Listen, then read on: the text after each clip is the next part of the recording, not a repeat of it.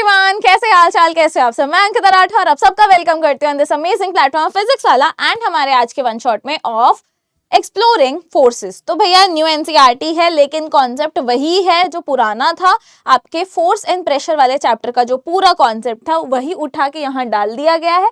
थोड़ा बहुत एडिशंस की गए हैं कि वेट और मास में क्या डिफरेंस होता है, आर्किमिडीज प्रिंसिपल क्या है, ये दो तीन जो भी आपका छोटा मोटा सा चेंजेस है वही है। बाकी प्रेशर वाला जो कॉन्सेप्ट है उसको अलग से दूसरे चैप्टर में डाल दिया गया है, लेकिन ये पूरा वही है जो आपके ओल्ड सिलेबस में था। स्टिल इसको आज कवर कर लेंगे भाई फटाक से, एकदम सारे टॉपिक्स कवर किए जाएंगे इन वन शॉट। बिल्कुल भी टेंशन लेने की जरूरत नहीं है कि ओ हो कैसे होगा क्या होगा, सारा हो जाएगा बच्चे, बिल्कुल टेंशन की बात नहीं है। फोर्स होता क्या है? Force is basically a push और अ पुल। ठीक है, कोई भी चीज है जब हम उसको पुश कर रहे हैं, पुश का मतलब है बच्चे जब हम अपनी बॉडी से दूर लेके जाते हैं किसी को। ठीक है, हम क्या कर रहे हैं, अवे फ्रॉम द बॉडी दे रहे हैं। ठीक है, हम अपनी बॉडी से दूर लेके जा रहे हैं तो इसे हम कहते हैं पुश। ठीक है, आप धक्का मार रहे हो, यानी धक्का कैसे मारते हो, अपने पास ऐसे खींच के धक्का मारते हो नहीं ना, धक्का मारते हो तो आप क्या करते हो, आगे भेज सके ये चल चल निकल निकल, है ना। तो आपने क्या किया बेटा, पुश किया है, अवे फ्रॉम द बॉडी भेज दिया है ऑब्जेक्ट को। और यहाँ पे अगर हम बात करें कि पुल क्या होता है, पुल होता है टूवर्ड्स द बॉडी, जब आप कोई भी चीज को लेकर आते हो। ठीक है, टूवर्ड्स द बॉडी मतलब आपकी बॉडी की बात की जा रही है, कोई और बॉडी नहीं है गाइस। ठीक है, गलत मत समझना गाइस। ठीक है, पता बॉडी के चक्कर में तुम भैया लाशा वाशा के सोचने लग गए हो, या ऐसा कुछ नहीं है। ठीक है, पुश या पुल की बात कर रहे हैं। पुश यानी कि अपनी बॉडी से किसी भी चीज को दूर भेज रहे हो, पुल यानी कोई भी चीज को आप अपनी बॉडी की तरफ लेकर आ रहे हो। ठीक है, आगे बात करें, फोर्स इज बेसिकली पुश या पुल। अब यहाँ पे आपको बहुत सारी चीजें दिख रही होंगी भैया, बहुत सारे एग्जाम्पल्स हैं ऑफ फोर्स। यहाँ पे भी आप फोर्स लगा रहे हो, जब आप कोई डोर को ओपन करते हो, उसको धक्का मारते हो तो आप क्या कर रहे हो, उसको पुश कर रहे हो, आप बेसिकली फोर्स लगा रहे हो। ठीक है, आप ड्रॉर ओपन कर रहे हो तो आप उसको पुल करते हो, आप फोर्स लगा रहे हो। ठीक है, फुटबॉल को किक करते हो तो आप अपनी बॉडी से बॉल को दूर भेज रहे हो, तो बेसिकली यहाँ पे भी क्या है, आप फोर्स लगा रहे हो। एंड इवन आप अगर एक स्कूल बैग को लिफ्ट कर रहे हो तो भी आप उसमें फोर्स लगा रहे हो। तो यहाँ पे ये सारे हो गए बेटे आपके एग्जाम्पल्स ऑफ फोर्सेस। अब फोर्स के कुछ इफेक्ट्स होते हैं, कुछ कुछ चीजें हैं जो फोर्स के हाथ में है। ठीक है, क्या कर सकता है, अगर मान लो कोई भी ऑब्जेक्ट है, मान लो कि ये जो ऑब्जेक्ट है ये अभी स्टेशनरी है, अब मैं चाहती हूँ इसको ऐसे गुड़ गुड़ गुड़ गुड़ करके गिरा दूं। ठीक है, मतलब गुड़ा दूं जो भी है। ठीक है, ऐसे करके मैं इसको ऐसे गिरा दूं ऐसा करके। ठीक है, तो अब मैं यहाँ पे क्या करूँ, फोर्स लगा रही हूँ। तो स्टेशनरी जो ऑब्जेक्ट है यानी रेस्ट पे जो ऑब्जेक्ट है उसको मैं मोशन में ला सकती हूँ। मोशन में जो ऑब्जेक्ट है उसे मैं ऐसे चल रहा था, मैंने यहाँ पे फोर्स लगाया कि भाई ये गिर ना जाए, तो यहाँ पे क्या हो जाएगा, जैसे ही मैंने यहाँ पे फोर्स लगाया तो अब ये मोशन से रेस्ट यानी स्टेशनरी पे आ गया। ठीक है, स्टेशनरी पोजीशन पे आ गया। तो अब यहाँ पे यही बोल रहा है कि आपका स्टेट ऑफ मोशन चेंज हो जाता है ऑब्जेक्ट का। ठीक है, अगर आपने फोर्स लगाया तो रेस्ट पे है तो वो मूव करने लगे, मूव कर रहा है तो रेस्ट पे भी आ सकता है। ठीक है, दूसरी बात, स्पीड चेंज कर सकते हो आप किसी भी ऑब्जेक्ट की। आपने फोर्स लगाया, आप तेज तेज पेडल मारो और फिर देखो इसकी स्पीड चेंज होती है, कितनी तेज से चलता है। आप धीरे पेडल मारो, फोर्स कम लगाओ तो ये धीरे हो जाएगा। ठीक है, चेंज कर सकते हो आप डायरेक्शन ऑफ द मोशन। मान लो कि आपने फट करके एकदम मारा है तो यहाँ से भैया कॉक आ रही थी या फिर यहाँ से टेनिस बॉल आ रही थी आपकी, आपने उसको डायरेक्शन दिया है। ठीक है, आपने जैसे ही उस पर फोर्स लगाया तो अब उसका डायरेक्शन चेंज हो गया है। तो यहाँ पे आप डायरेक्शन भी चेंज कर सकते हो, आप किसी भी ऑब्जेक्ट का शेप हो जाए, ठीक है, साइज हो जाए, इसको भी चेंज कर सकते हो। ठीक है, साइज भी है एंड शेप भी है, दोनों चीजें। क्लियर? इफेक्ट ऑफ फोर्सेस बच्चे आपके एग्जाम में आ सकता है, 2 मार्क का क्वेश्चन है भाई। ठीक है, पुश और पुल इतना पूछा नहीं जाएगा। अब यहाँ पे ना फोर्सेस जो रहती हैं बच्चे ड्यू टू इंटरेक्शन होती हैं। ठीक है, कोई भी यहाँ पे आप भाई फोर्स लग कैसे रहे, दो चीजों के बीच में इंटरेक्शन हो रहा है तभी फोर्स लग रहा है। और ये जो इंटरेक्शन है ये है कैसा बच्चे, ये हो सकता है या तो बैलेंस्ड या तो हो सकता है अनबैलेंस्ड। बैलेंस्ड मतलब कि दोनों तरफ से इक्वल अमाउंट ऑफ फोर्स लग रहा है। और फोर्स को किस में नापते हैं, फोर्स को नापा जाता है न्यूटन में।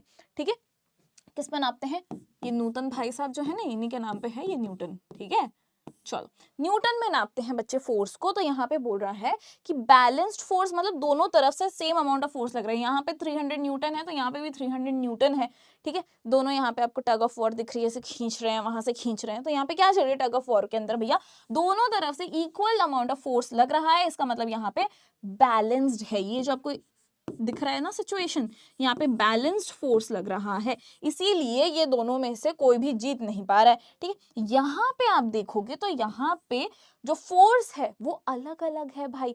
एक अगर 300 न्यूटन लगा रही है टीम, तो दूसरी टीम जो है वो 400 न्यूटन लगा रही है, और इसी की वजह से ये दोनों अपनी अपनी तरफ खींचने की कोशिश कर रहे हैं।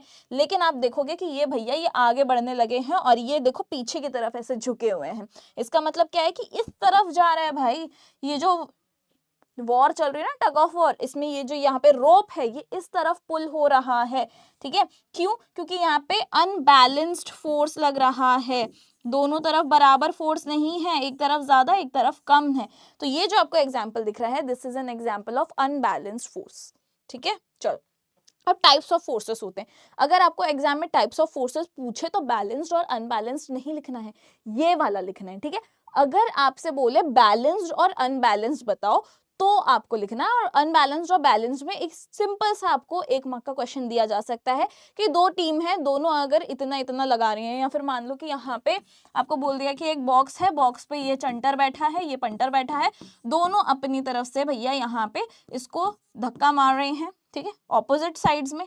यहाँ पे जो चंटर है, चंटर भैया यहाँ पे चंटर जो है ये इस तरफ पुश कर रहा है, और यहाँ पे जो पंटर है इस तरफ पुश कर रहा है ऑपोजिट में, ठीक है। अब यहाँ पे इसकी मूवमेंट नहीं हो रही है, ठीक है। यहाँ पे बोल रहे हैं कि बॉक्स की मूवमेंट हो नहीं रही है, ये भी 20 न्यूटन लगा रहे हैं, ये भी 20 न्यूटन का फोर्स लगा रहे हैं, तो ये कौन सा फोर्स है? बैलेंस फोर्स है, अनबैलेंस्ड फोर्सेस है, ठीक है। तो आपको बता देना बैलेंस फोर्स है, इसलिए मूवमेंट नहीं हो रही है। अब आपसे बोल दिया कि भैया अगर यहाँ पे चंटर जो है इन्होंने 30 न्यूटन का फोर्स लगाया है और पंटर 20 न्यूटन का फोर्स लगा रहे हैं, तो मूवमेंट कहाँ होगी और कौन सा टाइप का ये हमारा फोर्स है?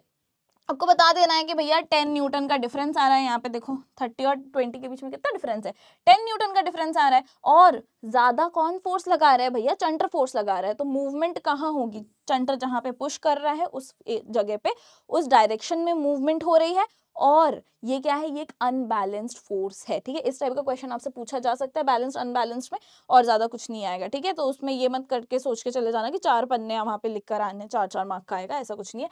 ये आएगा मेनली टाइप्स ऑफ फोर्सेस, ठीक है। ये आ सकता है 3 से 4 मार्क का क्वेश्चन है, बढ़िया एकदम मजेदार, समझे। और तुम स्कोर कर सकते हो क्योंकि मैंने तुमको बता दिया है कि ये क्वेश्चन आ सकता है, ठीक है। डिफरेंट टाइप्स ऑफ फोर्सेस होते हैं, कॉन्टैक्ट फोर्सेस होते हैं, नॉन कॉन्टैक्ट फोर्सेस भी होते हैं। अब कॉन्टैक्ट फोर्सेस की अगर हम बात करें तो बच्चे कॉन्टैक्ट नाम से ही जान गए आप, ठीक है। मम्मी ने दे चपेटा मारा तो मम्मी का हाथ आपका गाल, दोनों कांटेक्ट में आ रहे हैं। तो जहां पे जो ऑब्जेक्ट है उसका सरफेस के साथ में कांटेक्ट होता है, इसे हम कहते हैं कांटेक्ट फोर्स। और जब यहाँ पे मम्मी आपको ऐसे आंख दिखाती है और फिर बाद में आपको डरा देती है, मम्मी ने आपको चपेटा मारा? नहीं मारा। तो आप दूर से ही बात समझ गए मम्मी के, है ना। मम्मी ने आपको कुछ बोला नहीं, बस आंख दिखाई और आप समझ गए हो कि मम्मी के दिमाग में क्या चल रहा है, मम्मी क्या बोलना चाह रही है, सब समझ गए हो, है ना। तो यहाँ पे जो ऑब्जेक्ट है यानी कि आप और मम्मी का जो हाथ का सरफेस है वो दोनों कांटेक्ट में आए? नहीं आए, ठीक है, दूर से ही समझ गए। तो ये होता है नॉन कांटेक्ट फोर्स, यानी कि फोर्स तो लग रहा है, दोनों सिचुएशन में आपने मम्मी की ही बात माननी है बेटे, ठीक है। तो यहाँ पे वही बोल रहा है फोर्स तो लग रहा है, लेकिन कांटेक्ट फोर्स में सब जो भी आपका ऑब्जेक्ट है और आपका सरफेस है ये दोनों कांटेक्ट में आएंगे। नॉन कांटेक्ट में भी फोर्स लग रहा है लेकिन ये कांटेक्ट में नहीं आएंगे, ठीक है। अब कांटेक्ट फोर्स देख लेते हैं, which can be applied when it is in contact with the object. जब ऑब्जेक्ट के साथ कांटेक्ट में आएगा तभी लगेगा, और जब ऑब्जेक्ट के साथ कांटेक्ट में नहीं होगा तो भी लगेगा, ठीक है। Force which can be applied without contact with the object, ठीक है। अब इसके कुछ एग्जांपल्स हैं, उसको समझ लेते हैं भैया। मस्कुलर फोर्स, फ्रिक्शन, ड्रैग, ये हो गए आपके कॉन्टैक्ट फोर्सेस, एग्जांपल्स हैं, ठीक है। नॉन कॉन्टैक्ट फोर्सेस में आ गया आपका magnetic force, electrostatic force and gravity, ठीक है। अब इसको थोड़ा और डिटेल में पढ़ेंगे भाई, ऐसा मत सोचो कि हो बस इतना सा, हाँ नहीं, और भी है।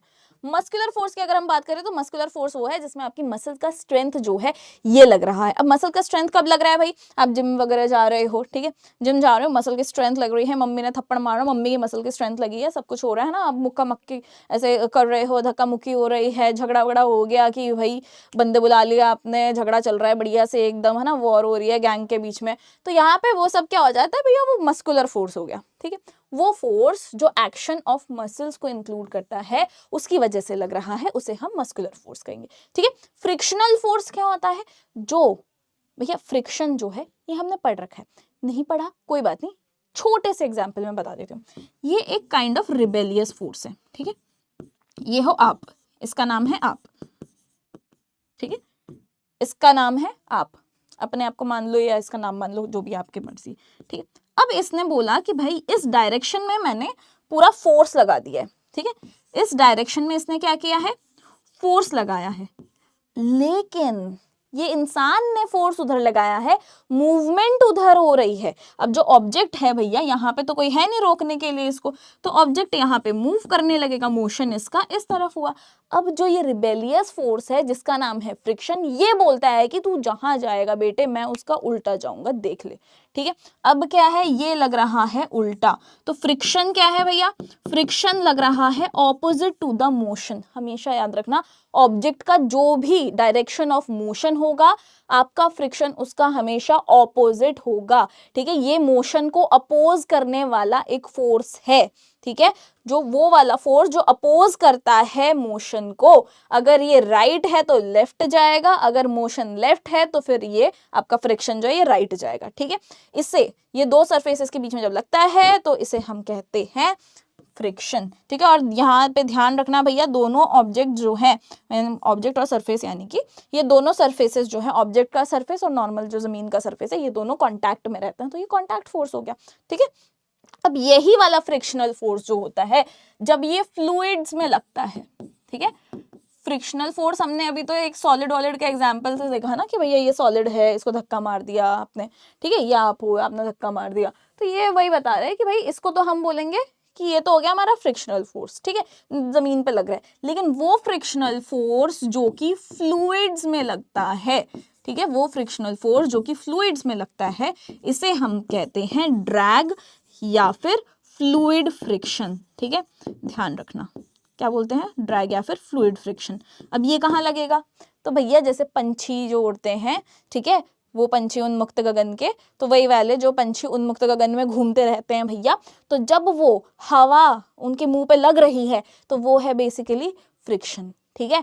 हवा को चीरते हुए वो इधर जा रहे हैं, हवा इधर चल रही है, वो इधर जा रहे हैं, अपोज हो रहा है मोशन भाई साहब, ठीक है। ये भाई पंछी जो है वो सामने जा रहा है और फ्रिक्शन जो है वो उसको रेजिस्ट करने की कोशिश करता है, रोकने की कोशिश करता है कि भाई भाई भाई मत जा वहां पे, ठीक है। तो यहाँ पे क्या हो रहा है, फ्लूइड फ्रिक्शन लग रहा है।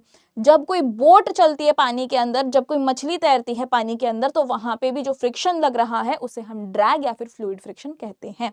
फ्लूइड का मतलब है जो लिक्विड एंड गैसेस में लगे, तो हवा में जो लग रहा है या फिर पानी में जो लग रहा है उसे हम कहेंगे ड्रैग या फिर फ्लूइड फ्रिक्शन, ठीक है। जब कोई तेज पेडल करके साइकिल पे जा रहा है, तो जो आपको भैया वो एकदम तेजी से आगे की तरफ जा रहा है, हवा पीछे की तरफ आ रही है, तो यहाँ पे जो फ्रिक्शन लग रहा है वो भी ड्रैग है, ठीक है, फ्लूइड फ्रिक्शन है, ध्यान रखना। आगे बढ़ते हैं बेटा, नॉन कॉन्टैक्ट फोर्सेस पे आते हैं। नॉन कॉन्टैक्ट में सबसे पहले मैग्नेटिक फोर्स, मैग्नेट आपको पता ही है चुंबक, ठीक है, एक दो चुंबक है, आप उसको थोड़ा सा इतने एरिया में पास लेकर आ गए कि उसकी मैग्नेटिक फील्ड उतनी है, ठीक है, जो उसकी मैग्नेटिक फील्ड है, मान लो ये मैग्नेट है, ये इसकी मैग्नेटिक फील्ड है, ठीक है, ये इसकी मैग्नेटिक फील्ड है यहाँ तक।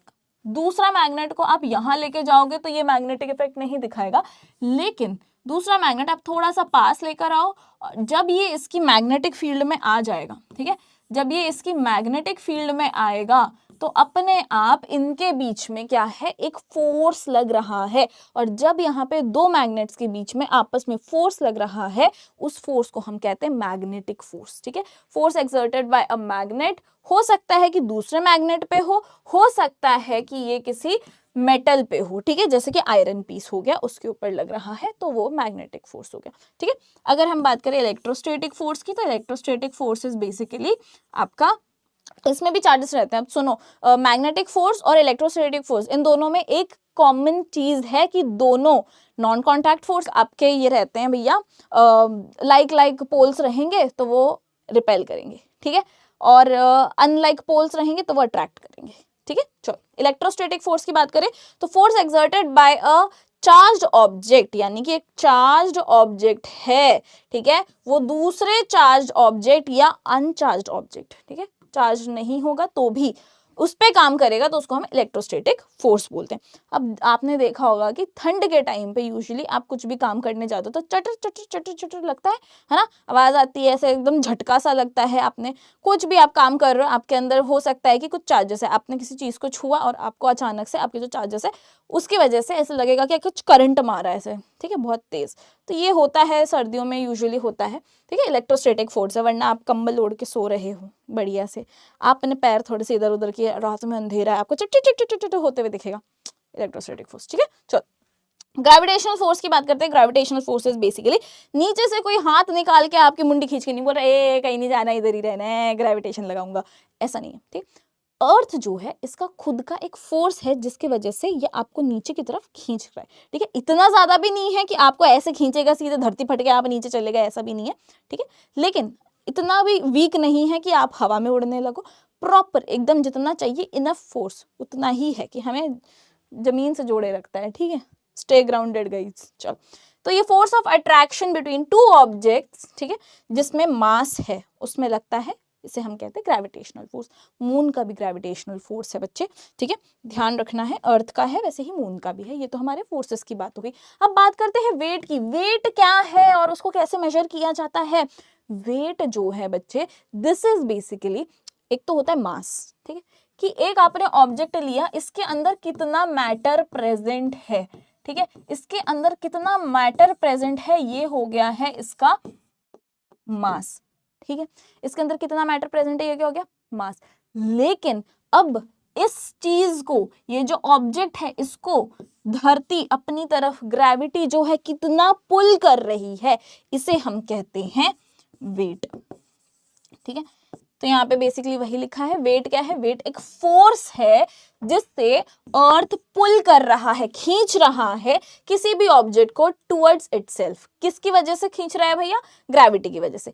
इसे हम कहते हैं वेट। और ये जो वेट होता है इसे बहुत ही कॉमनली लेमन लैंग्वेज में जो लोग होते हैं वो बोलते हैं कि भैया वेट कितना है इसका, अरे ये तो 5 किलो का है। नहीं, वेट को नापा जाता है इन न्यूटन, ठीक है, और मास जो है वो होता है आपका ग्राम्स या किलोग्राम्स में जो आप नापते हो ना बच्चे, ये आपका बेसिकली मास होता है, ठीक है। कंफ्यूज नहीं होने का है, यहाँ पे डाल देती हूँ ग्राम्स या फिर केजी जो होता है, दिस इज बेसिकली आपका ऐसा यूनिट ऑफ वेट जो कि न्यूटन है, एंड मास का क्या है, ग्राम्स या केजी, ध्यान रखना है, ठीक है। वेट को मेजर किया जाता है कि कितना अर्थ कितना स्ट्रांगली उस ऑब्जेक्ट को अपनी तरफ खींच रहा है, वो उसका वेट हो गया, ठीक है। अब इसे आपको नापोगे कैसे भैया इसको, तो यहाँ पे आपने मान लो कि एक स्प्रिंग लिया, ठीक है, स्प्रिंग से आपने कोई भी चीज को लटका दिया। अब आप देखोगे जो हल्की चीज है जिसका मास कम है वो भैया नीचे कम खींचती है, नीचे की तरफ कम जा रही है, और दूसरा जो भारी चीज है, ठीक है, जिसका मास ज्यादा है वो नीचे की तरफ ज्यादा खींच रही है। तो यहाँ पे जो वेट होता है वो मास पे डिपेंडेंट है, ठीक है। जितना हैवी ऑब्जेक्ट होगा उतना ज्यादा अर्थ जो है उसको अपनी तरफ पुल कर रही है, जितना हल्का ऑब्जेक्ट होगा उतना कम पुल कर रही है, पुल तो करेगी लेकिन, ठीक है। तो when you suspend an object, मतलब आपने एक ऐसी स्प्रिंग लिया, उससे कोई भी एक ऑब्जेक्ट है उसको धागा बांध के लटका दिया, अब आपको पता चल जाएगा कि अर्थ उसको कितना अपनी तरफ खींच रहा है, ठीक है। अगर आप डिफरेंट मास के ऑब्जेक्ट्स को लेते हो, एक आपने हल्का लिया एक आपने भारी लिया, अब आप देखोगे कि ये जो अमाउंट ऑफ स्ट्रेचिंग है ये दोनों अलग रहेगी। क्यों, एक ऑब्जेक्ट भारी है एक ऑब्जेक्ट हल्का है, तो उसको जो ग्रेविटी है वो कितना अपनी तरफ खींच रही है वो भी आपको पता चल जाएगा। इससे पता चलता है कि हैवियर ऑब्जेक्ट जो होते हैं उनको ज्यादा फोर्स के साथ जो अर्थ है वो पुल करती है, एंड वेट जो होता है वो उसके मास पे डिपेंडेंट होता है। जो मैंने आपको बात बोली है वही लिखी है, हैवियर ऑब्जेक्ट है यानी कि उसका वेट भी ज्यादा होगा, ठीक है, क्लियर है इतना। चलो अब स्प्रिंग बैलेंस का यूज किया जाता है बच्चे किसके लिए, वेट को नापने के लिए, ठीक है। आपका वेइंग मशीन होता है वो होता है मास को नापने के लिए। ये जो है ये स्प्रिंग बैलेंस है भैया, स्प्रिंग बैलेंस को यूज होता है वेट नापने के लिए, ठीक है। इट इज बेसिकली यहाँ पे आपको दिख रहा होगा ये न्यूटन्स में दिया हुआ है भाई, ठीक है। 1 2 3 4 5 6 7 8 9 ऐसे करके दिया हुआ है, यहाँ पे 0 है भाई, हाँ 0 से स्टार्ट है, ठीक है। 1 2 3 4 5 6 7 8 9 10 ऐसा पूरा दिया हुआ है। अब यहाँ पे जो आपको दिख रहा है, ठीक है, यहाँ पे जो स्प्रिंग की स्केल है यहाँ पे आपको पूरी दी हुई है, यहाँ पे ग्राम्स वगैरह भी आपको दिए हुए हैं, कितने हैं कितने नहीं हैं, ठीक है। तो यहाँ पे आप देख लीजिए किस तरीके से इसको नापते हैं। जैसे कि अभी स्प्रिंग को यूज किया था वैसे ही इसको भी यूज किया जाता है। एक टूल होता है ये जिसमें एक स्प्रिंग होती है फिक्स्ड एट वन एंड और हुक होता है दूसरे एंड पे। यहाँ पे हुक है भैया, यहाँ पे हुक है, ठीक है, स्प्रिंग है यहाँ पे, ठीक है। अब यहाँ पे जब ये जो हुक है इसके अंदर आप कोई भी चीज को डालोगे और आप इसको सस्पेंड कर दोगे, छोड़ दोगे, मतलब आपने उसको खींचा नहीं है, आपने उसको हैवी नहीं किया, आप उस पर बैठ नहीं गए हो, ठीक है। ये जो हुक है इस हुक पे आपने कोई भी चीज को लगाया और आपने छोड़ दिया, तो यहाँ पे जो स्प्रिंग है भैया वो उसको कितना खींच रही है और उसी की वजह से ये जो आपको दिख रहा है ना ये यहाँ पे ऐसे लाइन, तो ये आपको बताएगा कि ये कितना न्यूटन है, ठीक है। 1 न्यूटन 2 न्यूटन 3 न्यूटन 4 न्यूटन कितना फोर्स है कितना फोर्स लग रहा है, कितना वेट है उसका, वो आपको बता देगा, ठीक है। चलो यही बोल रहा है कि द अमाउंट ऑफ स्प्रिंग जो स्ट्रेच हो रही है इससे आपको फोर्स पता चल जाएगा, यानी कि वेट पता चल जाएगा जो हैंगिंग ऑब्जेक्ट पे लग रहा है, ठीक है। जो फोर्स लग रहा है हैंगिंग ऑब्जेक्ट पे वो पता चल जाएगा और उसका वेट भी पता चल जाएगा, ठीक है। स्केल मार्किंग जो होती है वो यूजुअली न्यूटन्स में होती है वेट देखने के लिए, और कुछ ग्राम्स और किलोग्राम्स में भी रहती है, ताकि आपको अगर मास भी देखना है तो मास भी देख सकते हो। अब आप यहाँ पे देख सकते हो कि भैया मास अलग से ग्राम्स है, यहाँ पे ग्राम्स में बता रहा है और ये न्यूटन्स में बता रहा है। तो ग्राम्स में जो आपको बता रहा है ये बेसिकली आपका मास, ठीक है, ध्यान रखना है मास। इधर लिख देती हूँ, रुको, ये जो है ये है फॉर मास और ये जो है Newton, this is for wait, ठीक है। अब आपको समझ में आ जाएगा जब आप इसको देखोगे। चलो मास वर्सेस वेट को थोड़ा सा और अच्छे से डिटेल में समझ लेते हैं बच्चे। यहाँ पे वही बता रहा है मास जो है अमाउंट ऑफ मैटर है, किसी भी ऑब्जेक्ट में कितना प्रेजेंट है, ग्राम्स या किलोग्राम्स में उसको नापा जाता है। ये सेम होता है हर जगह के लिए इररिस्पेक्टिव ऑफ द प्लैनेट, ठीक है। अगर आप इसको मून पे भी नाप रहे हो, आप इसको यहाँ पे सन पे नाप रहे हो, आप इसको कहीं पे भी नाप रहे हो, मतलब ऐसे लॉजिकल बात नहीं है, बट हाँ ठीक है मैं बता रही हूँ। सन पे नाप रहे हो मैम ने तो लॉजिकल नहीं, आई नो, बट बता रही हूँ। आप इसको मर्क्यूरी पे नाप रहे हो, आप इसको वीनस पे नाप रहे हो, आप इसको मार्स पे नाप रहे हो, आप इसको अर्थ पे नाप रहे हो, आप इसको जुपिटर पे नाप रहे हो, आप इसको मून पे नाप रहे हो, आप इसको जुपिटर के मून पे नाप रहे हो, कहीं पे भी आप देखोगे तो मास उतना ही रहेगा, बट वेट चेंज हो सकता है, क्योंकि अर्थ जो है उसका पुल अलग है, ठीक है।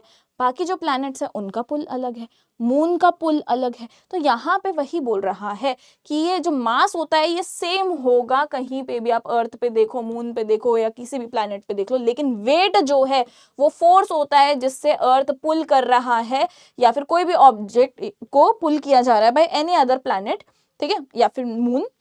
इसको हम नापते हैं न्यूटन्स के अंदर। इसको कैलकुलेट कैसे करोगे, weight equals to mass into acceleration due to gravity. Acceleration due to gravity is basically 9.8 metre per second, ठीक है, मीटर पर सेकेंड स्क्वायर। चलो अब यहाँ पे वेट आप कैसे नापोगे, आपको अगर मास दे दिया गया है, एक्सेलरेशन ड्यू टू ग्रेविटी आपके पास में है ही, ठीक है, आपको अगर मास दिया है तो आप वेट निकाल सकते हो, सीधी सी बात है, ठीक है। एग्जाम में आ सकता है, ज्यादा तो आएगा नहीं, अगर आएगा तो भी 1 या 2 मार्क का आपको न्यूमेरिकल आ सकता है, ठीक है, न्यूमेरिकल आ सकता है 1 या 2 मार्क का, और वो भी आपको ये बोल देगा या तो मास निकालो या तो वेट निकालो, दोनों में से एक चीज दी रहेगी और आपको बोलेंगे कि फाइंड आउट करो, अगर मास इतना है तो वेट कितना होगा, ठीक है।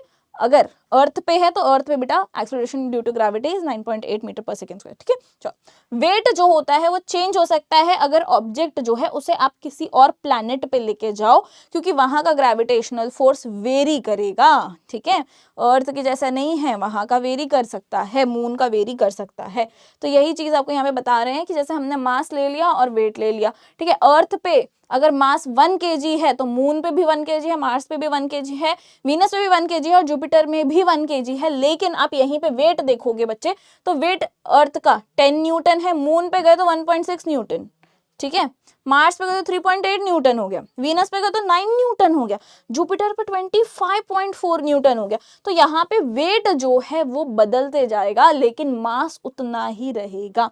ठीक है, यही चीज आपको यहाँ पे फोटो की तरह बता रही है। चलो, अब थ्रस्ट क्या होता है? अब thrust is basically a buoyant force. ठीक है, बॉयंट फोर्स क्या होता है? अब कि कोई भी ऑब्जेक्ट है उसे परपेंडिकुलर फोर्स लग रहा है। अब मान लो जब ये पानी में बोट है तो यहाँ से एक इसको नीचे से धक्का मिलता है कि चल ऊपर निकल, अंदर मत आ। ठीक है, तो ये जो इसको एक पुश मिल रहा है नीचे से ऊपर की तरफ, ठीक है, ये जो फोर्स लग रहा है, ये जो अपवर्ड फोर्स लग रहा है, जो एक फ्लूइड लगा रहा है एक ऑब्जेक्ट के ऊपर, इसे हम कहते हैं अपथ्रस्ट या फिर बॉयंट फोर्स।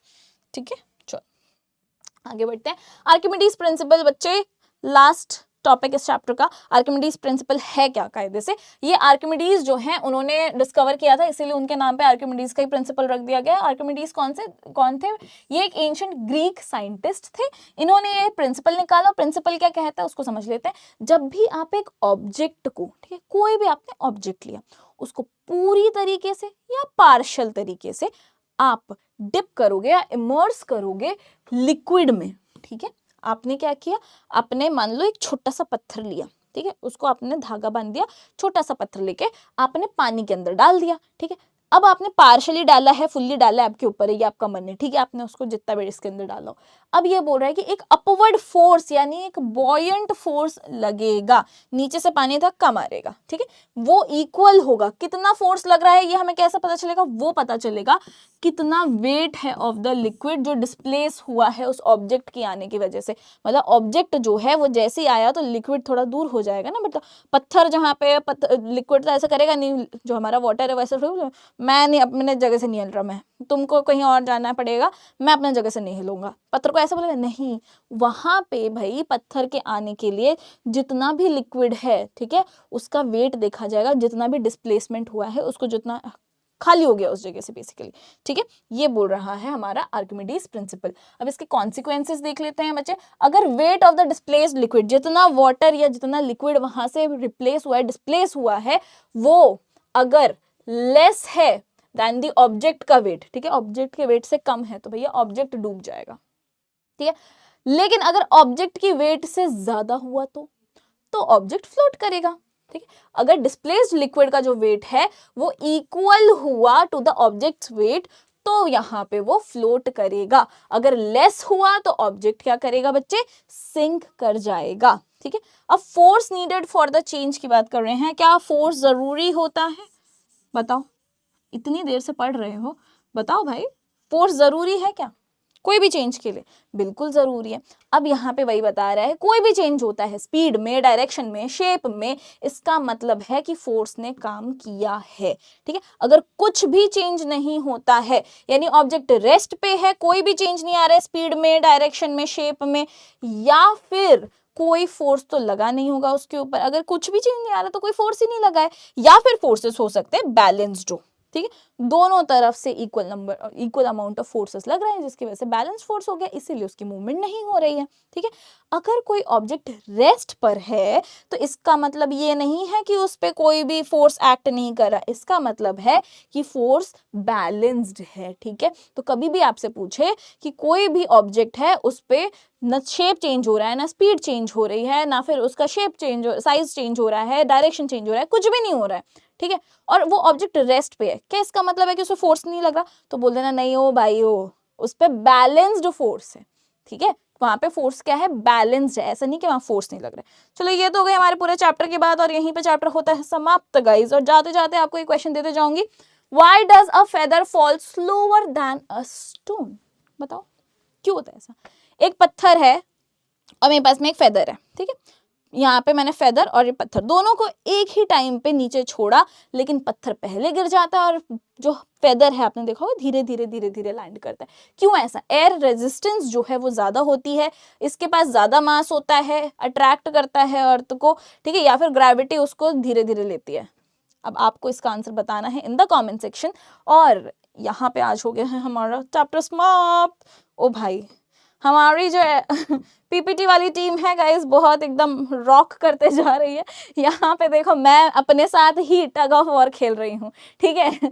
बहुत इनोवेशन भाई, इतनी creativity at its peak guys, thank you everyone. तो ये तो भैया थैंक यू जो है यहाँ पे दिल के अंदर आ नहीं पाएगा, तो कोई बात नहीं, यहाँ पे मैं आपके लिए दिल बना देती हूँ। आई नो ये दिल इतना कुछ खूबसूरत बना नहीं होगा, बट ठीक है कोई बात नहीं, इतने से काम चला लो। मिलते हैं अपनी अगली क्लास में, तब तक अपना ख्याल रखिएगा। Bye bye everyone.